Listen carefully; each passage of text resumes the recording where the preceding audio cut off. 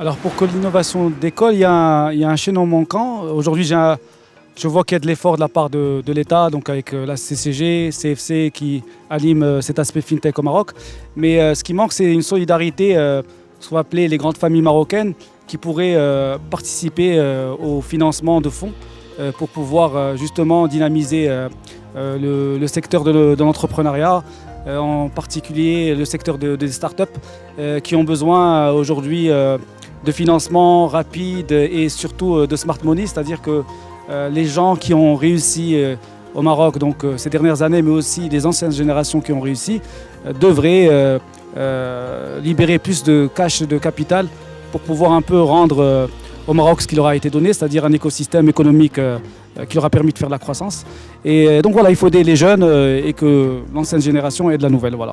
Je vais revenir un peu à ce que j'ai dit, mais moi j'ai eu la chance d'avoir un business angel qui est très discret, qui m'a accompagné à l'âge de 24-25 ans, à l'époque où j'avais aucun business model, où je ne savais même pas utiliser Excel, etc.